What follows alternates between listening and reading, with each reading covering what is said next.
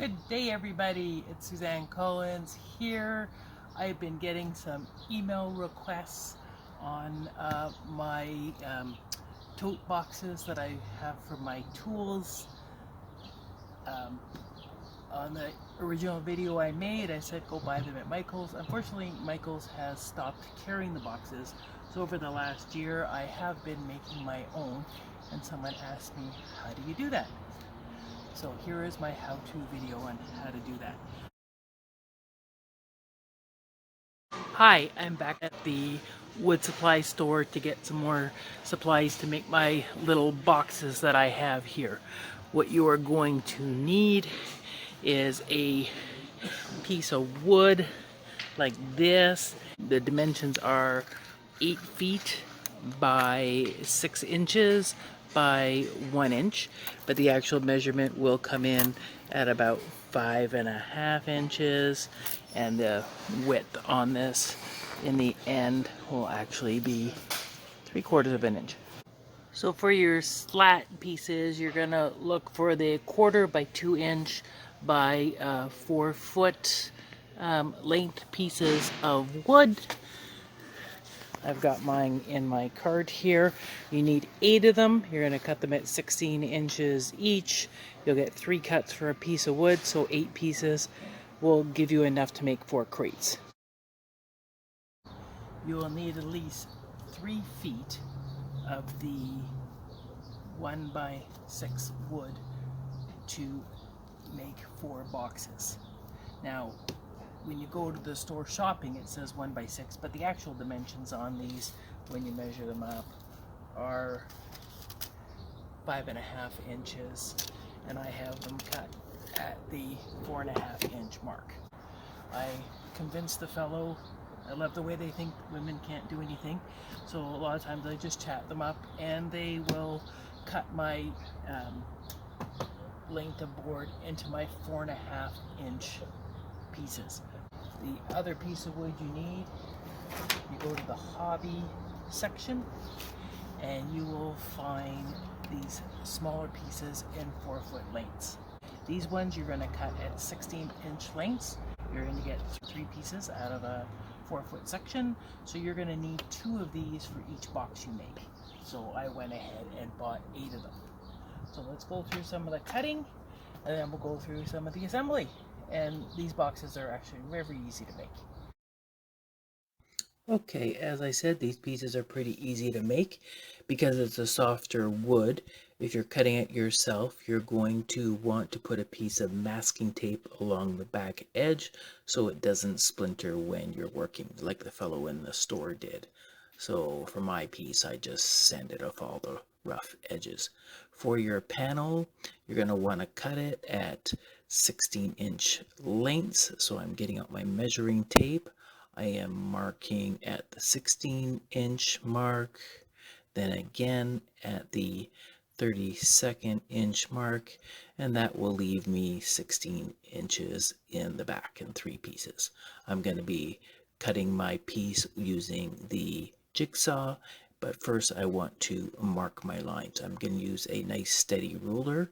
I'm going to square it up by holding it straight at the top, making a firm T, and then lining up on my little indication marks and making a solid line.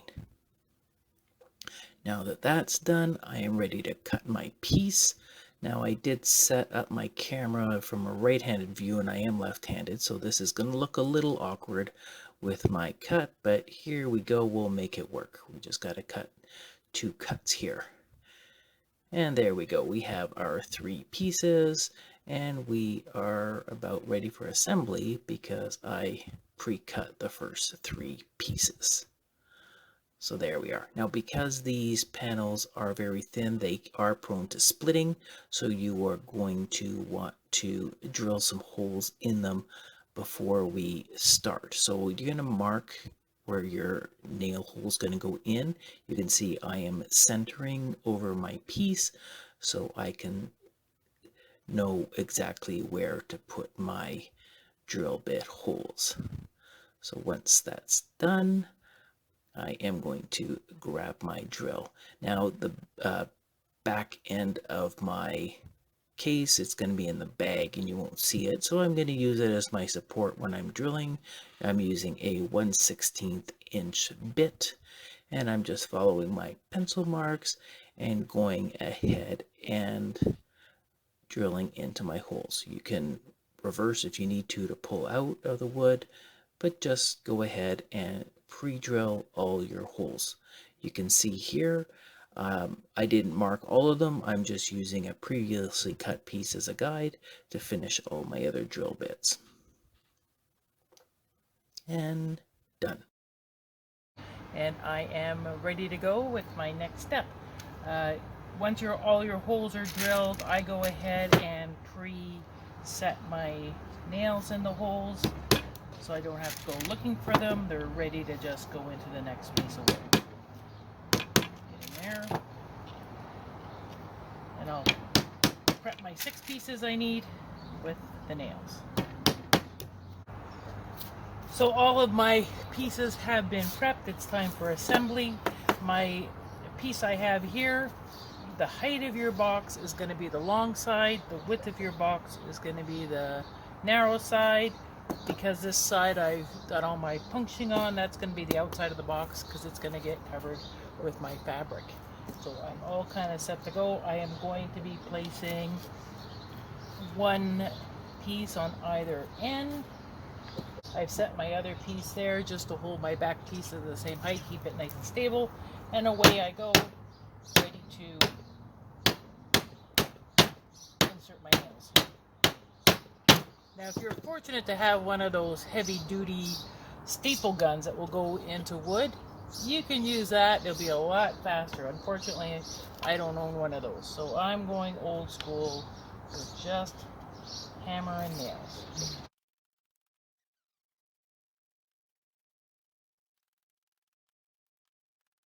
Now at this point, I'm going to make a quick comment about the width of your box. Back in the day when you were getting the boxes from Michael's, this piece of wood here was very narrow. It wasn't quite your ½ inch. I think it was only a ¼ inch.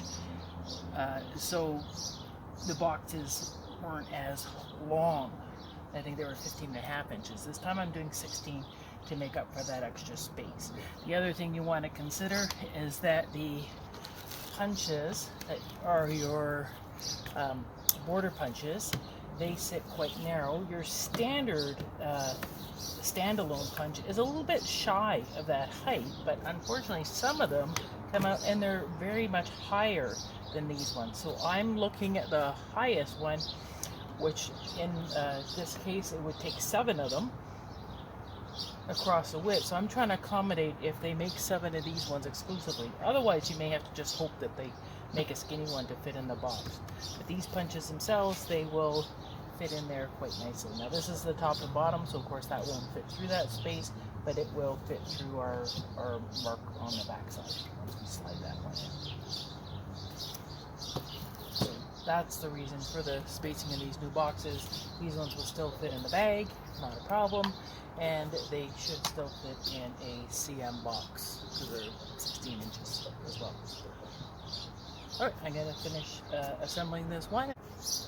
There we have it, the top and the bottom's done. I'm now adding the last 2 pieces along the back side. And again, you're just going to run it to the end of the piece of wood. Don't ignore the piece on the top.